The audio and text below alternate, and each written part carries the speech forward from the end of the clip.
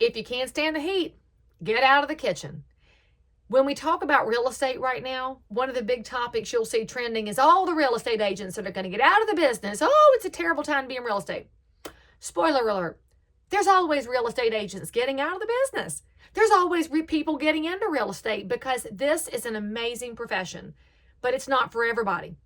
And here's what I mean by that. You have to have a thick skin to make it in real estate, because in one stretch of time, you might be hugged by a client, have them cry on your shoulders. They will think you are the greatest thing since sliced bread. And then in the next interaction, somebody is cussing you up and down the country. And they do that because we are in the center of a very emotional financial process.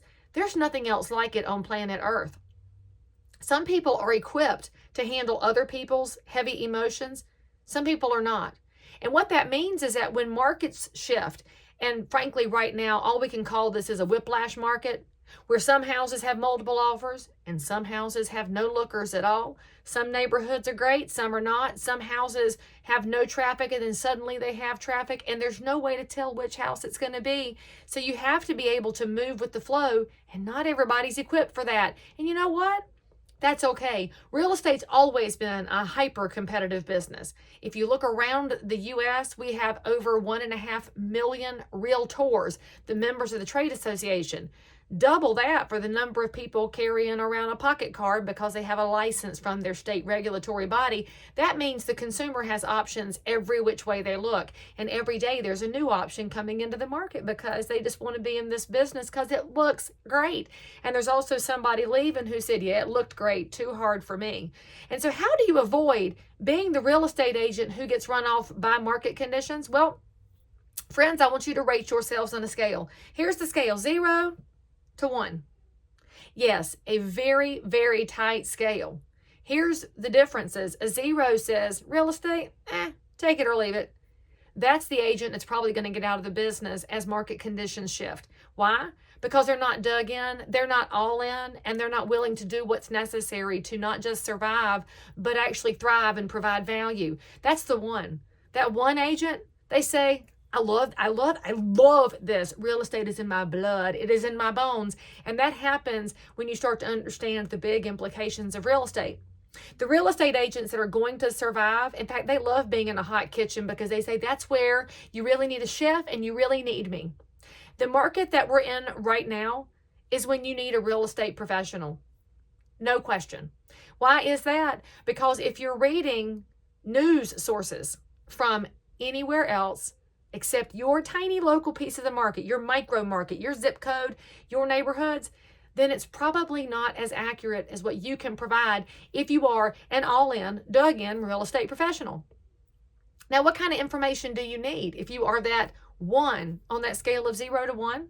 Well, the agent who loves the heat of the kitchen says, you know what? I don't have as many clients at this particular moment as I would like to have. Therefore, I'm going to go find some. That's known as prospecting. You don't really want to do it, but it's something that the top in the business never ever stop doing, is creating new conversations and relationships. And they're going to be out in the community using their free time, which we didn't have during the COVID era of real estate, to do more research. That dug in real estate professional, that person is paying attention to the DOT changes. They're looking at funded projects, unfunded projects, proposed projects, and active projects. They're looking at school construction and what bond proposals are going before the school authority so they know where new schools are coming in and where some schools are going back out. They're paying attention to the Business Journal and the Chamber of Commerce. They want to know what employers are looking at coming to the area, who's going to be hiring locals, and who's going to be bringing people in. If you really want to be the real estate agent who survives in every market, you have to know more than the comps. You have to know more than the available inventory. You have to know your community. And I can't stress this enough. The real estate agents who saw these market changes coming, when we saw interest rates go from that historically low rate of 3% where it sat for approximately 14 years and suddenly it started a pretty good march uphill, your seasoned real estate agents didn't bat an eye. They said, all right, market's changing. Let's keep going. Because the reality is houses are bought and sold in every kind of market condition. Question is, Who's going to help that person buying and selling? And if you are a real estate agent who has nobody calling you, it might be because you're not calling anybody. I mean, come on, let's call this what it is. The real estate agents who survive and thrive are on the phone. They're talking to people. They might not even be on the phone. They might be out in public doing some community give backs. They might be out there just going to 3 grocery stores instead of 1 so they can communicate with more people in the public. They're out there visibly active in the business. They're visiting new construction and they're talking to builders. They're looking at for sale by owner properties and chatting with those folks to find out what help they may or may not need. They are talking to people who failed to sell in the past, those expired listings. The real estate agents who survive just don't stop. And when I say don't stop, I need you to know this is not a 7-day-a-week, 24-hour endeavor. You do not have to make yourself into a shell of yourself as a frazzled person to survive. But it does mean that when you're working, you should be working. And that does not include scrolling through your phone. That means putting that phone down and turning it upside down and doing the daily disciplines of real estate. The daily disciplines of real estate, by the way, they don't change a whole lot from market condition to market condition. Every day, you should be checking the hot sheet in your multiple listing service. The agents who want to survive in real estate, they are paying good attention to what's in the market. Whether it is their listing or not, they want to know, how is it priced? How is it conditioned? Where is it located? What's this lot that it's on? They're out there doing research even before they have a client to serve. That's the mark of a pro. You're actually prepared before somebody calls you.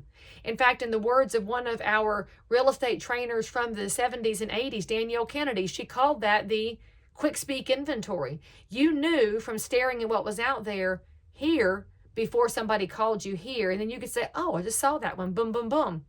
A top real estate pro is always on their A game. Now, the other thing that you have to do daily besides check that hot sheet, look at what's going under contract, because that's going to tell you what buyers are saying yes to regardless of market conditions, because sometimes y'all be getting our own head. And in your head, you're thinking, oh, the market's dead. There's nothing to sell. Oh, woe is me. Well, there's no woe is me. There's always something going on. It might not be ideal market conditions, but there is always something going on. And if you're not in the center of it, somebody else is. So now you have to have a little heart-to-heart with yourself, and you say, self, how come they called somebody else and not me?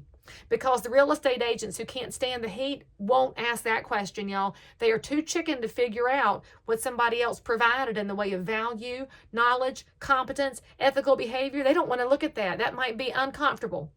So they don't. And then they never take that moment to get better. The best real estate agents, the ones who thrive no matter what, they ask that question. They say, you know what?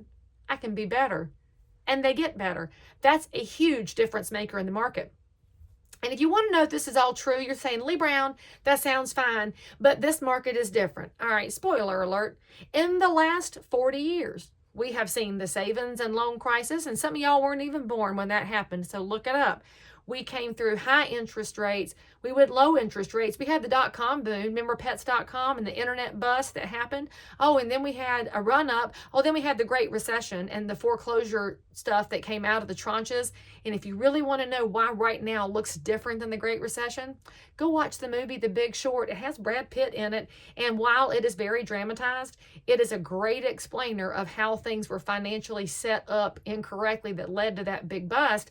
And then we crawled back up on an army crawl. Well, then the COVID era hit and it went and we skyrocketed up. Then interest rates moved and we started to hit a rocky spot. Markets change. Now that I've talked to you about some of the big 40-year instances that have happened in your market, how many realtors have been around for 40 years or more? A whole lot of them. And spoiler alert, their phones ring. They don't rely on text and Facebook and LinkedIn to build their business. A lot of them utilize it, but what's built their business is steady, available, disciplined knowledge, no matter what's happening in the market. Now, if you're thinking, I'm doing all those things, Leigh Brown, good. Finish watching this video, pick up the phone, and call somebody. As it turns out, your neighbors might have questions, and who better to ask than you?